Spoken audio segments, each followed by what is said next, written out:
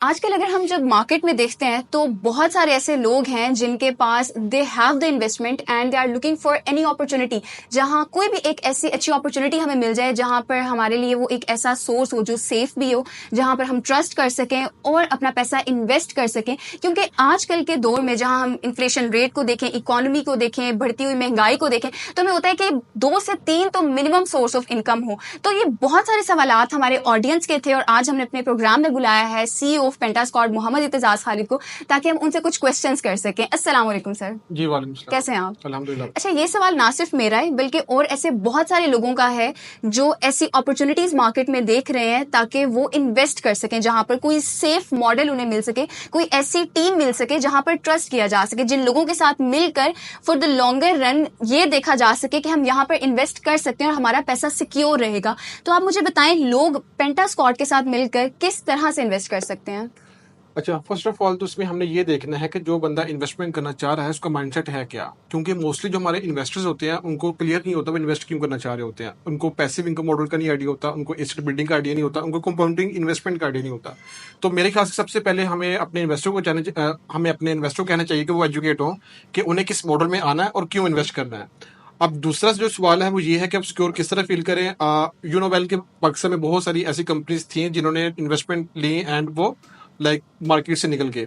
आप जब भी किसी कंपनी में इन्वेस्टमेंट करते हैं तो यू हैव टू नो कि उस कंपनी एक्चुअल में काम क्या कर रही है। वो ई कॉमर्स से काम कर रही है या वो किसी भी फील्ड के अंदर काम कर रही है, तो वो किस लेवल तक काम कर रही है। तो आपको पता होना चाहिए आपका पैसा लग कहाँ पे रहा है और वहां से आउटपुट क्या आ रहा है। अगर ये सारी चीजें आपके सामने हो रही हो तो देन आप सिक्योर है वहां पैसा लगाने के लिए। और मैं ज्यादा प्रेफर ये करता हूँ आप जिस बिजनेस में पैसा लगाएं कोशिश करें उसकी ओनरशिप आपके पास रहे। मिसाल के तौर पर जिस तरह हमारे पास प्राइवेट लेबल मॉडल्स हैं, मतलब कि आपके खुद के ब्रांड्स हैं, आप हमसे परचेज कर लेते हैं। अब उसकी ओनरशिप आपके पास है, उसको हम मैनेज हम कर रहे हैं, लेकिन आपको पता है कि मेरे बिजनेस में क्या आ रहा है क्या नहीं आ रहा। तो आपके सामने हर चीज ट्रांसपेरेंट है। इसी तरह जो बाकी बिजनेस मॉडल्स हैं हमारे पास वो होते हैं जिसमें हम अपने ऑडियंस से या अपने इन्वेस्टर्स पहले पूछते हैं उनका एक्चुअली माइंडसेट है क्या। जब तक वो क्लियर नहीं होता हम किसी भी डायरेक्शन की तरफ उनको मूव नहीं कर सकते। अच्छा, अभी आपने जैसे कि कहा कि बहुत सारी ऐसी और मार्केट में कंपनीज आई जिन्होंने डिफरेंट इन्वेस्टमेंट अपॉर्चुनिटीज ऑफर की, बट समहाउ मार्केट में स्कैम्स भी हो रहे हैं। तो पेंटा उन सब से कैसे डिफर कर रही है? पेंटा कैसे मुख्तलिफ है? पेंटा पर कैसे ट्रस्ट किया जाए? अच्छा, फर्स्ट ऑफ ऑल मैंने जिस तरह आपको लास्ट बताया है कि बिजनेस मॉडल्स कौन से हैं। बाकी जो कंपनी से वो क्या करती हैं, वो पैसे उठाती हैं। अच्छा यार आप हमसे ये लेते रहे, हाईएस्ट रिटर्न सबसे पहले, मतलब कोई 16% दे रहा है, कोई 10% दे रहा है, कोई 14% दे रहा है। एंड वी नो डैट कि इन्फ्लेशन रेट पाकिस्तान में 25% से ऊपर जा चुका है। और पाकिस्तान में कोई भी एक्चुअल बिजनेस मॉडल जो पाकिस्तान के अंदर है वो आपको मैक्सिमम भी 20 या 25% से ऊपर नहीं दे पा रहा। इवन कि पाकिस्तान की सिर्फ एक इंडस्ट्री रियल एस्टेट की वो भी क्रैश हो चुकी है। तो उसके बावजूद भी लोग सिर्फ जा रहे हैं वहां पे इन्वेस्ट कर रहे हैं और उनको आइडिया नहीं है कि हमारा पैसा लग कहाँ पे रहा है। वी नो डैट कि पाकिस्तान में इन्फ्लेशन रेट में 25% से ऊपर जा चुका है, ऐसे ही है। लेकिन आप पाकिस्तान में रहते हो, कोई भी बिजनेस कर रहे हैं, उसको जो मैक्सिमम आरओई आपके पास निकलता है वो 20 से 25% निकलता है। लेकिन वो किस तरह एक कंपनी आपको 16% ऑफर कर रही है, 10% ऑफर कर रही है, 14% ऑफर कर रही है। तो यहाँ पे आपको थोड़ी सी अपनी सेंस को देखना होगा। अगर एक बिजनेस है वो आपको अगर 60% ऑफर कर रहा है लेकिन पाकिस्तान में 20% एक प्रॉफिट मार्जिन निकलता है, तो ये किस तरह मुझे मैक्सिमम आरओई दे रहा है। तो वहां पे आपकी थोड़ी सी सेंस काम करनी चाहिए। और पाकिस्तान में आपको पता है सिर्फ एक इंडस्ट्री काम कर रही थी, वो थी आपकी रियल एस्टेट की। और जब से वो क्रैश हुई है तो पाकिस्तान में ओवरऑल कोई भी इंडस्ट्री इस तरह ग्रो नहीं कर पा रही। तो जैसे ही आपको कंपनी हाईएस्ट रिटर्न्स ऑफर कर रही हो, सबसे पहले आपने देखना है कि वो एक्चुअली में काम क्या कर रही है।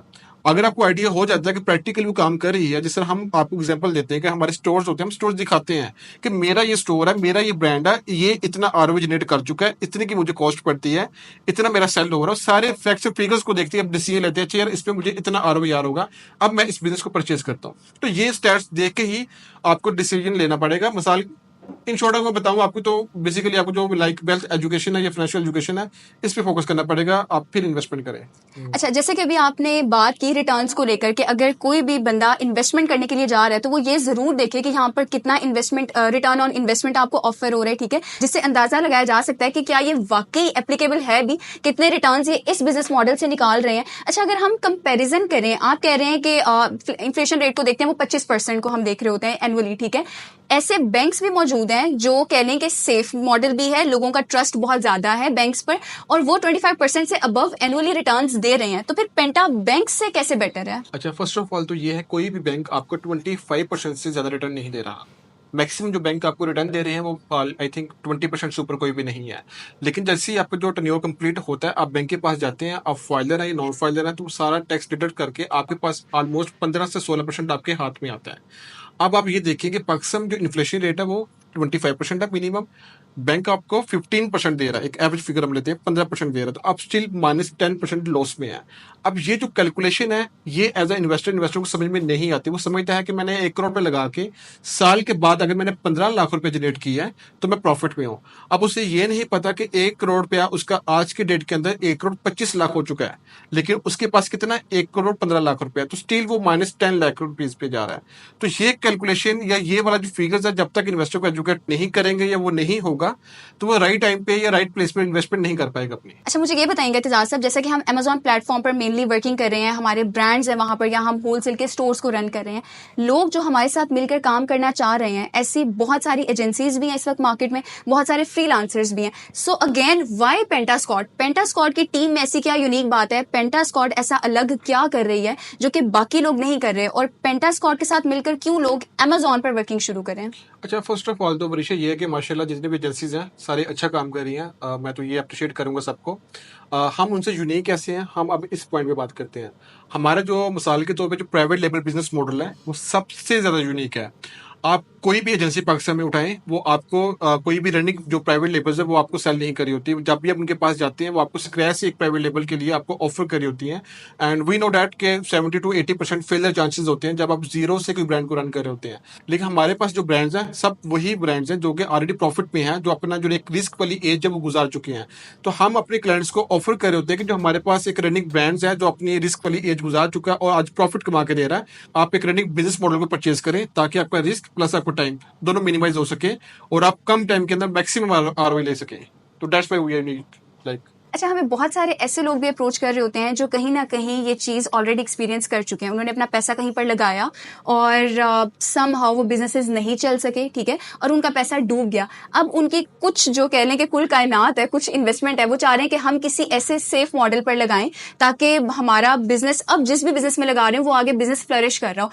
तो पेंटास्कॉट किस तरीके से इस तरह के लोगों को भी हेल्प आउट करके सिक्योरिटी दे रहा होगा, लाइक कि उनका पैसा अच्छे जगह पर इन्वेस्ट भी हो रहा है, पैसा डूब भी नहीं रहा है और वो इन्फ्लेशन रेट को बीट भी कर रहा है? तो इस हवाले से क्या कहना चाहेंगे आप? अच्छा, फर्स्ट ऑफ ऑल जो भी इस तरह क्लाइंट हमारे पास आता है, हम पूछते हैं कि उसका जो पैसा डूबा है वो एनालिसिस करे उसने मिस्टेक क्या की थी, उसने किस बिजनेस मॉडल में इन्वेस्ट किया था और लाइक उसने किस वे के साथ वहां पे इन्वेस्ट किया था। मतलब कि लाइक वो एक पैसिव इनकम मॉडल पे वहां पे गया था, एज अ एसेट बिल्डिंग किया था, मतलब मिसाल के तौर पे उसने किसी कंपनी के स्टॉक्स मार्केट में जाकर शेयर परचेज किए।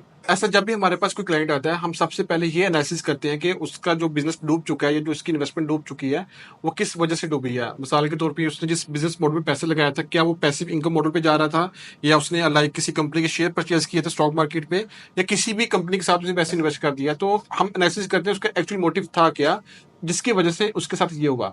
सेकंड ये है कि पेंटा स्क्वाड उनको किस तरह हेल्प आउट करती है। हमारे पास जो डिफरेंट बिजनेस मॉडल्स होते हैं तो हम वो उनके सामने रखते हैं ताकि वो अपना बेस्ट मॉडल खुद चूज करे कि उसके लिए बेस्ट क्या है, क्योंकि उसने ऑलरेडी सीखा होगा अपनी प्रीवियस इन्वेस्टमेंट से जो डूब चुकी है।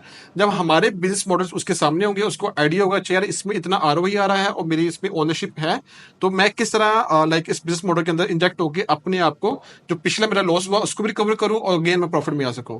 तो हम इस तरह अपने क्लाइंट को गाइड करते हैं। डायरेक्टली हम किसी भी क्लाइंट को इस तरह हम पिच नहीं कर सकते, उसकी पूरी केस स्टडी करके फिर हम इसको अपना जो बिजनेस मॉडल है वो एक्सप्लेन करते हैं। अच्छा, बहुत सारे ऐसे लोग हैं, there are different types of investors, और कुछ ऐसे लोग भी हैं जो चाहते हैं कि हम अपनी इन्वेस्टमेंट जहां भी कर रहे हो उनके साथ मिलकर खुद भी काम कर रहे हो, बेसिकली वो स्टार्टअप लेना चाह रहे हैं। बहुत सारे लोग हैं ऐसे मार्केट में, तो ऐसे लोगों को पेंटा किस तरह से हेल्प आउट कर रहा है? अच्छा, इसमें दो कैटेगरी के लोग आपने मिक्स कर दिए, स्टार्टअप्स के लोग एंड प्लस आपके जो इन्वेस्टर्स होते हैं। सबसे पहले अगर हम बात करें स्टार्टअप्स के लोग, तो मोस्टली भी यंग लोग होते हैं, बच्चे होते हैं जो काम करना चाह रहे होते हैं। लेकिन स्टार्टअप की जो प्रॉपर ग्रूमिंग होती है, जो एक एक्सरसाइज होती है, वो पाकिस्तान में तो अवेलेबल नहीं है। यहाँ पे लोगों का या स्पेशली हम यूथ का एक माइंडसेट बना हुआ है कि यार हमें बैठे बैठाए एक खीर मिले, तो ये प्रोसेस से गुजरना नहीं चाहते। जैसे इनको प्रोसेस में गुजारना चाहो तो ये लोग वहां से भागेंगे या एक्सक्यूज करेंगे। इनके पास दो ऑप्शन हमेशा रहते हैं।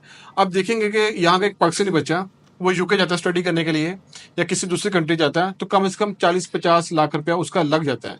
इसी बजट के साथ वो पाकिस्तान में एक अच्छा खासा बिजनेस जनरेट कर सकता है, लेकिन वो नहीं कर रहा, वो अपना टाइम भी वहां पे वेस्ट कर रहा है।